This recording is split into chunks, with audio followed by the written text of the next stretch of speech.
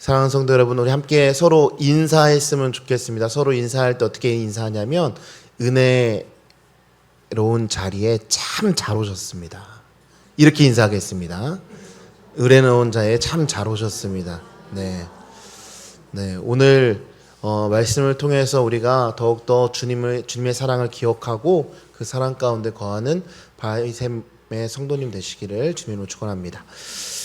오늘 우리는 사도 바울이 이 골로새 교회를 위해서 드린 중보기도의 내용을 통해서 신앙인의 삶의 본질이 무엇인지 또 우리가 어떻게 살아야 하는지에 대해서 오늘 함께 좀 나누고자 합니다. 여러분 잘 아시다시피 제 그 아내가 지금 강원도에서 내려가서 시부모님과 함께 살고 있습니다. 그 내려간 첫 번째 이유는 부모님 사역을 좀 도와드리기 위함이었습니다. 그런데 이제 그것에서 부모님을 잘 도와드리다가 직장 생활을 하게 되었어요. 그래서 아파트 관리사무소에 회계 업무를 하는 업무를 맡게 됐는데 사회에 이제 첫 발을 내딘 것이죠. 말 그대로 사회 신생아입니다. 근데 이 아내가 그 전도사 사역을 할 때도 그랬는데 이 성격이 굉장히 밝아요. 그래서 또 어르신들을 잘 섬겨요. 그러다 보니까 그 아파트에 계신 분들도 대부분이 이제 어르신들이어서 어르신들을 되게 잘 섬기는 거예요. 근데 한 번은 여름철에 많이 더웠잖아요. 그래서 날씨도 덥고 하니까 반바지를 입고 이제 업무를 본 적이 있었습니다. 근데 그 모습을 본 아파트 노인 회장님하고 이 소장님이 한마디씩 이제 하는 거예요. 뭐라고 했냐면, 목사님, 사모님이 그렇게 반바지 입고 다니면 어떡해요? 라고 이제 지적을 하는 것이죠. 자, 놀라운 건요, 이 노인 회장님과 소장님은요, 교회 다니시는 분이 아닙니다. 그냥 친분으로 이제 서로 이야기하다 보니까 자연스럽게 아내가 목사의 아내였다는 사실을 알게 되었던 거고, 그 사람들은 이제 그 부분에 대해서 뭔가 이제 생각을 갖고 있는가 보죠. 목사님의 사모님이라면 어떻게 다녀야 된다. 반바지를 입고 있는 모습에 이제 깜짝 놀랐나 봐요. 그래서 한마디씩 한 겁니다. 제가 그의 이야기를 듣고 이제 참 많은 생각을 하게 되었는데요. 세상 사람들은 교회를 다니든지 다니지 않던지 간에 그리스도인과 목회자의 그 가정을 아주 유심히 보고 있다는 사실이에요. 이 행실이라는 것은 우리가 의식하지 못하는 순간에도 누군가의 눈에는 비춰지고 있다는 사실을 다시 한 번 더 깨닫게 되는 시간이었습니다. 한 번은 또 이런 일이 있었습니다. 이 그루터기 워십 팀이 이제 연습을 하려고 홍대에서 이제 한번 연습실을 잡아서 연습을 한 적이 있었어요. 근데 이 주차 문제 때문에 제가 이제 잠시 연습실 위로 나와 있었는데 저 밖에서부터 누군가가 되게 저를 아는 듯한 얼굴로 막 아는 척 하려고 막 다가오는 걸 느낀 거예요, 저도. 그래서 저는 머리를 빨리 돌렸습니다. 저 사람이 누굴까? 왜 나를 아는 척 하는 걸까? 나를 왜 되게 반가워하는 걸까? 간혹 이런 일이 있었어요. 제가 너무 이제 재밌게 생긴 건 아니고, 이제 코믹적인 요소로 좀 많이, 누구를 닮았다는 얘기를 많이 들어서 지나가다가 그런 소리를 많이 듣긴 했어요. 아, 또 그 사람 중에 한 명이구나. 그냥 그런 생각을 이제 하면서 있었는데, 이 청년이 다가오더니 이런 얘기를 하는 거예요. 저보고. 혹시 그 그루터기 캠프 찬양 인도자 아니세요? 라고 물어보는 거예요, 저한테. 그러니까 저희 캠프에 와서 캠프에 참석했던 학생 중에 한 명이었던 거죠. 그러니까 그 친구는 저를 아니까, 저의 얼굴을 아니까 한 번 보면 잊혀지지 않는 얼굴이잖아요. 그래서 딱 보고 나서 딱 알아챘던 거죠. 근데 저는 사실 잘 몰랐어요, 누군지. 잘 몰랐지만 임기응변을 해서 최대한 아는 척을 하면서 어이구 반갑다고 하면서 이제 제가 인사를 했던 적이 있습니다. 사랑하는 성도 여러분, 우리가 세상 가운데 살아가면서 어떻게 살아가야 할까요? 만약에 제가 그 그루터기 찬양팀 연습이 있어서 홍대에 갔는데 그 홍대가 그루터기 연습 때문에 간 게 아니고 갑자기 홍대 클럽에서 나오게 된 모습을 그 청년이 클럽은 안 가요. 안 가지만 호박라이트에서 나온 모습을 봤다면 어땠을까요? 아찔하죠. 여러분, 하나님의 자녀답게, 예수 그리스도의 제자답게 또 교회 성도답게 우리는 살아야 하는 것입니다. 사소한 옷차림 하나, 또 말 한마디, 또 작은 태도 하나도 누군가에게는 복음을 드러내는 통로가 될 수 있고 또는 걸림돌이 될 수 있다는 사실입니다. 우리는 매일 어떻게 살아야 할까라는 이 질문을 마음속에 품고 살아가는 것 같습니다. 누구나 인생의 길을 걸어가다 보면 올바른 방향을 찾고 싶어하고 또 잘 살고 싶어 합니다. 세상은 우리에게 여러 가지 답을 제시하고 있죠. 어떤 사람들은 돈과 권력을 얻는 것이 참 성공이다라고 말을 합니다. 또 어떤 사람은 좋은 인간관계를 맺어야지 그것이 살아가는데 참 지혜다라고 또 충고도 하죠. 또 다른 사람은 건강하게 오래 사는 것이 가장 큰 행복이라고도 조언합니다. 다 일리가 있는 말처럼 보이지만 이것이 과연 우리가 살고 있는 인생의 본질일까라는 물음표를 갖고 있는 거죠. 사도 바울은 전혀 다른 관점에서 이 질문에 답을 하고 있는 거예요. 골로새 교회 성도들에게 바울은 이렇게 권면합니다. 하나님의 뜻을 아는 지혜로 살아라. 하나님께 합당하게 행하고 선한 열매를 맺는 삶을 살아라. 그리고 모든 일에 감사하라 라고 이야기합니다. 여러분, 이것이 바로 신앙인의 삶의 관점인 거예요. 세상 사람들의 눈에 보이는 성취와 만족을 추구하지만 이 하나님의 사람은요, 하나님 보시기에 합당한 길을 따르는 것입니다. 믿음이 자란다는 것은 단순히 이 교회 생활을 오래 한다는 것이 아닙니다. 믿음의 성장은 곧 세상의 관점에서 하나님의 관점으로 우리 시선이 바뀌어가는 것과 같다라는 거예요. 여러분 잘 아시겠지만 우리 담임 목사님 그 예전에 의정부 집이 MTR만큼 장소가 굉장히 크다고 말씀을 많이 들었잖아요. 저도 되게 비슷해요. 비슷한 게 많습니다. 저희 집도 그랬습니다. 양양에서 꽤 큰 집을 소유하고 있는 집이었고 갈비집을 했어요. 제가 갈비집 아들이었습니다. 심지어 그때는 당시에 여행사에서 선별해가지고 그 여행사에서 오는 식당이기도 했고 블로그를 찾아서 오는 식당이기도 했습니다. 그래서 손님이 되게 많았어요. 그리고 부모님이 요리를 얼마만큼 잘했냐면 강원도 부부 요리 경연대회에서 최우수상을 탈 정도로 요리 솜씨가 되게 좋으셨어요. 그런데 여러분 그 모든 것이 하나님이 원하시는 기쁨이 아니었다는 거예요. 아버지는요, 돈 많이 벌어서 헌금 많이 하는 장로가 되겠습니다 라고 이제 고백을 했는데, 그런데 하나님이 원하는 건요, 돈이 아니었다는 거예요. 돈 필요 없었어요. 하나님은.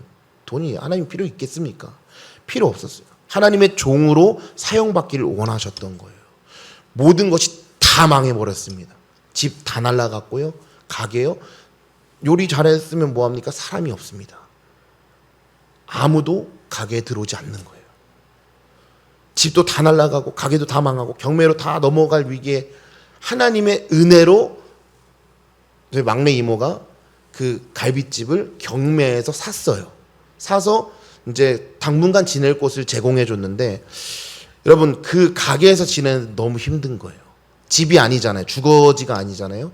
너무 힘든 거예요. 왜 힘들었냐면 겨울이 되면 우풍이 막 들어오는데 그냥 문 열어놓은 것 같이 우풍이 돌아요. 그러니까 그 집에서 어떻게 잠을 자냐면 롱패딩을 하나 입고 그리고 이제 전기장판을 깔고 그리고 이불을 또 덮어요. 그리고 잠을 자는데 코끝이 시린 거예요. 근데 코끝이 시리니까 이 세상의 관점에서 생각해 보면 사실 무조건 이거 탈출이었거든요.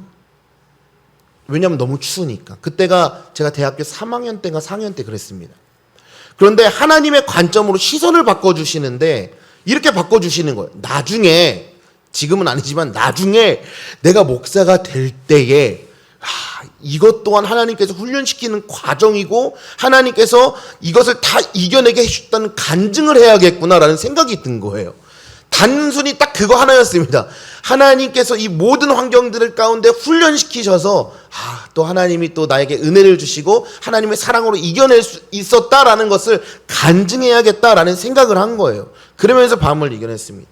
그런데 그 어린 나이에 나중에 이제 크면 요런 이 간증거리를 말하려고 이제 준비를 하고 있었어요. 근데 아무리 지내도 거의 몽골족의 게르가 있는 것처럼 너무 추운 거예요. 그래서 솔직히 집에 가는 게 싫었습니다. 3, 4학년 때니까 그때 사역을 한참 많이 할 때였거든요. 근데 집에 가면 추우니까 겨울에는 강원도에 안 내려가게 되는 거예요. 그러면서 학교 기숙사에 몰래 들어가서 잠도 자고 친구 집에 가서 버티기도 하고 우리 민우 집사님네 집에 가서 많이 버텼어요. 뭐 잠을 많이 잤습니다. 예. 근데 관점 싸움은요, 그때 딱 하고 끝난 게 아니에요. 여전히 계속됩니다. 계속되는데요. 오늘 우리가 말씀 앞에서 우리의 삶을 다시 한번 점검해 보자는 거예요. 나는 여전히 세상이 말하는 성공을 쫓고 살고 있는지, 아니면 하나님의 뜻을 따라 감사한 선한 열매의 길을 걷고 있는 것인지 한번 점검해 보자는 겁니다. 제가 그 휴가 때 쇼츠를 보게 됐는데 이런 영상을 보게 됐어요. 2014년도에 나온 영화인데 그 프랭크 대 갓이라는 영화예요. 무슨 내용이냐면 이제 이 프랭크라는 사람의 집이 토네이도가 막 돌면서 그 집이 다 부셔진 거예요. 그런데 그 보험 회사에서 이게 누구 때문인가라는 거에 대해서 이야기했을 때 신의 행위로 간주합니다. 이 프랭크라는 사람이요, 이 되게 유명한 변호사였거든요. 누군가는 이 비용을 지불해야 한다고 이제 마음을 먹고 재판을 벌이는 과정인 거예요. 근데 그 재판을 벌이는 과정 가운데 하나님을 만나게 되는 그런 내용입니다. 거기서 나오는 그 주교가 증인석인가 거기서 이제 이야기하는 것이 있어요. 어떤 내용이냐면 이런 내용입니다. 나는 힘을 달라고 기도했습니다. 그리고 신은 나를 강하게 만들기 위해 어려움을 주셨습니다. 나는 지혜를 구했습니다. 그리고 신은 나에게 해결해야 할 문제를 주셨습니다. 나는 용기를 달라고 기도했습니다. 그리고 신은 나에게 극복해야 할 위험을 주셨습니다. 나는 사랑을 달라고 기도했습니다. 그리고 신은 나를 위해 공경에 처한 사람들을 주셨습니다. 제 기도가 응답되었습니다. 사랑하는 성도 여러분, 오늘도 말씀을 통해서 세상이 추구하는 기준이 아니라 하나님께서 주시는 지혜와 관점으로 인생을 바라보고 또 주님이 기뻐하시는 열매 맺는 삶으로 나아가는 저와 여러분 되시기를 주님의 이름으로 축원합니다. 오늘 먼저 이 구절을 한번 같이 읽어보도록 하겠습니다. 자, 9절 시작. 이로써 우리도 듣던 날부터 너희를 위하여 기도하기를 그치지 아니하고 구하노니 너희로 하여금 모든 신령한 지혜와 총명의 하나님의 뜻을 아는 것으로 채우게 하시고. 사랑하는 여러분, 바울은 골로새 성도들을 위한 중보 기도를 하면서 가장 먼저 하나님께서 골로새 성도들에게 모든 신령한 지혜와 총명으로 하나님의 뜻을 아는 지식을 채워주시기를 기도했다라는 거예요. 여기서 채우다라는 말은 단순히 머릿속에 지식을 채우는 것이 아니라 삶 전체가 하나님의 뜻으로 가득 차서 다른 것들이 들어올 틈이 없게 만든다는 뜻입니다. 그런데 여러분, 오늘날 우리의 삶은 하나님의 뜻이 아닌 여러 가지로 가득 차 있죠. SNS를 비롯해서 뭐 뉴스, 유튜브, 뭐 인스타그램 등 너무 많은 세상의 지식과 정보로 가득 차 있는 모습을 봅니다. 그런데 하나님의 뜻이 아닌 이러한 이 잡다한 정보가 머릿속에 가득 차 있으면 결국에는 삶의 방향을 잃어버리고 만다는 거예요. 하나님을 잃어버리고 진정한 삶의 목적을 잃어버리고 영원한 하나님의 나라도 잃어버리고 오직 영원히 사라질 육신의 것에 온통 마음을 빼앗겨서 살아갈 수밖에 없다라는 것이죠. 그리고 그러한 삶에는 알 수 없는 공허함이 가득 차 있어도 채워도 채워지지 않는 허전함이 삶의 방향을 잃어버리게 만든다는 것입니다. 그래서 많은 사람들이 하나님의 뜻이 아닌 것에 매여 살아갑니다. 어떤 사람은 돈에, 또 어떤 사람은 권력에, 또 어떤 사람은 일에, 또 어떤 사람은 술과 마약과 도박 중독에 살아가는 거예요. 그들에게 있어서 삶의 행복은 영원한 이 파랑새로 남아있다라는 거예요. 모든 것을 가진 것 같은데 아무것도 가지지 못한 것 같고, 모든 것을 할 수 있을 것 같은데 아무것도 할 수 없는 자신을 발견하게 되는 것입니다. 그래서 허무한 삶을 한탄하면서 인생을 낭비하다가 결국에는 이 사단에게 이끌려서 영원한 멸망에 빠지게 된다는 거예요. 그래서 바울은 이 골로새 성도들에게 하나님의 뜻을 알게 되기를 맨 먼저 구했던 것입니다. 하나님의 뜻이 무엇인지 아는 것은 앞에서 말씀드렸다시피 세상 사람들이 가진 관점에서 하나님께서 우리에게 주시고자 하는 것으로 관점을 바꾸어가는 것을 의미하는 거예요. 이것이 시작될 때 성도로서의 삶이 시작되게 되는 것입니다. 여러분, 우리가 하나님의 자녀가 되었다고 해서 하나님이 누구신지, 하나님의 뜻이 무엇인지 모른다면 어떻게 되겠습니까? 자녀가 부모님께 순종하고 부모님을 기쁘게 하고자 하는데 정작 부모님의 뜻을 모른다면 어떻게 될까요? 그와 마찬가지로 하나님의 뜻을 모른다면 하나님께 순종할 수 없을 뿐만 아니라 하나님을 기쁘시게 할 수도 없는 거예요. 그리고 삶의 실패를 의미하는 말이기도 합니다. 사랑하는 여러분, 성공적인 삶이란 부귀영화를 누린 것이 아니에요. 일시적인 것 뿐이죠. 인생의 선배들의 표현에 의하면 찰나처럼 지나간다는 거예요. 그리고 우리에게 영원한 생명과 유익을 주지도 못합니다. 우리가 인생을 성공으로 살기 위해서는 우리를 이 땅에 보내신 하나님의 뜻을 알아야 한다는 거예요. 그리고 그 뜻대로 살아가야 한다는 것입니다. 혹시 우리가 살다 보면 어떻게 해야 할지 잘 모르고 답답할 때가 있습니다. 그럴 때 우리가 하나님 앞에 기도하잖아요. 하나님 지혜 주세요 라고 기도하잖아요. 그러면 하나님께서 야 지난번에도 너 또 기도하느니 또 그 기도 또 하는 거야? 야단치시는 분이 아니라는 거예요. 우리에게 넉넉하게 지혜를 또 주신다는 거예요. 그러니까 언제든지 하나님께 우리의 삶을 맡기고 마음을 다해서 지혜를 구하는 여러분 되시길 바랍니다. 그를 통해 하나님의 뜻을 아는 것으로 채우게 하시는 하나님을 간증하는 여러분 되시기를 축원합니다. 또 두 번째로는 하나님께 합당하게 행하는 삶이에요.